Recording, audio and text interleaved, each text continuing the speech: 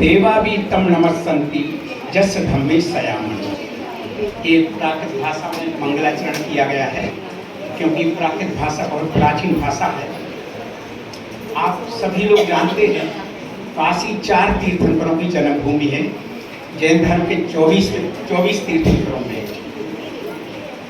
वो तो अभी आगे परिचय मेरे महामहिम जी भी बोलेंगे उस विषय में। मैं 2-3 बातें कहना चाहता हूँ। ये सभी जानते हैं कि जैन धर्म बहुत प्राचीन धर्म है।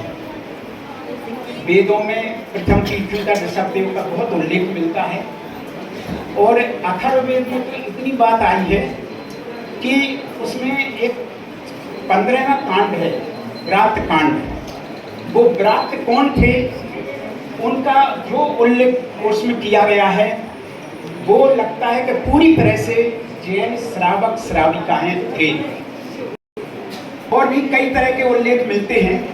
तो बहुत, और आज भी पूरे देश में महामहिम जी आपको बतलाएं, पूरे देश में जहाँ भी उत्खनन होता है, जहाँ भी कोई खुदाई होती है कहीं भी, तो सबसे ज़्यादा जैन मूर्तियाँ निकलती हैं। कहीं भी देख लीजिए आप।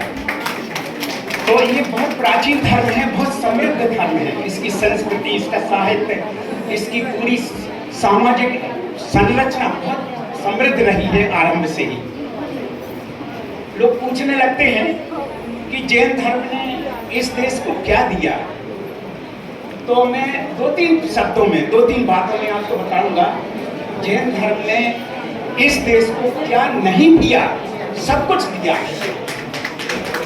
केवल 2-4 बातें कह के आपको रखेंगे। जैसे आज जो लोकतंत्र हमारे यहाँ पे है, गणतंत्रात्मक शासन प्रणाली है, तो ये कहाँ थी जब पूरे देश में, जब पूरे भारत में, भारत अब बहुत छोटा हो गया, पहले बृहद भारत था, अफगानिस्तान वगैरह पाकिस्तान भारत के अंतर्गत थे। तो पूरे देश में जब राजतंत्र था, एक राजा दूसरे राजा का राज्य हड़पने के लिए लड़ते रहते थे। एकमात्र वैशाली, जो भगवान महावीर का जन्म भूमि है, एकमात्र वैशाली ऐसा है जहाँ गणतंत्रात्मक शासन पद्धति चल रही थी, लोकतंत्र था वहाँ पर। और उसी के अनुकरण पर हमारा आज का जो संविधान भारत का चल रहा है, उसी के आधार पर बना गया है। पहला यानी लोकतंत्र जैन धर्म की देन है। दूसरा, ये जो जितनी लिपियां हैं, चाहे आप गुजराती, मराठी, जितनी लिपियां हैं, जितने उनकी लिपियों की जननी, ये केवल मैं नहीं कह रहा हूँ कि भाषा विज्ञान कहते हैं, सारी लिपियों की जननी ब्राह्मी लिपि है। और वो ब्राह्मी कौन, कहाँ से आई? वो भगवान ऋषभदेव की 2 पुत्री, 100 पुत्र थे, 2 पुत्री, जिन पहली पुत्री का नाम था ब्राह्मी, दूसरी पुत्री का नाम था सुंदरी। तो वो जो भगवान महावीर, भगवान ऋषभदेव ने अपनी पुत्रियों को, देखिए नारी शिक्षा का सबसे बड़ा प्रवर्तन उन्हीं ने किया। उन्होंने अपनी पुत्रियों को, ब्राह्मी को लिपि सिखाई, और जो लिपि सिखाई थी उसका नाम था ब्राह्मी। उसी से सारी लिपियों का जन्म हुआ है। दूसरी को अंक कला सिखाई। अंक कला माने गणित विद्या।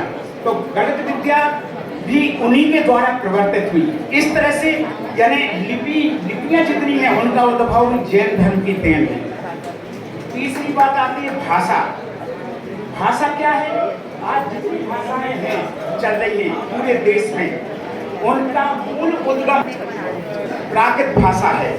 आप देखते हैं अशोक के जैसे सबसे प्राचीन शिलालेख मिलते हैं, या और खारवेल के मिलते हैं, तो वो सबसे प्राचीन लेख मिलते हैं प्राकृत भाषा और ब्राह्मी लिपि में। तो उस लिपियों से सारी लिपियों का जन्म हुआ है। तो ये भी जैन धर्म की बहुत बड़ी देन है। इसके बाद एक और बहुत महत्वपूर्ण चीज रह जाती है, उसका भी मैं उल्लेख करके, क्योंकि समय कम है।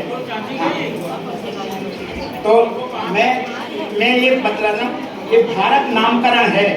दुनिया में पता नहीं क्या क्या लोग कह रहे हैं, किंतु कोई प्रमाण इसके ज्यादा नहीं है। मगर कम से कम 11 वैदिक पुराणों में ये कहा गया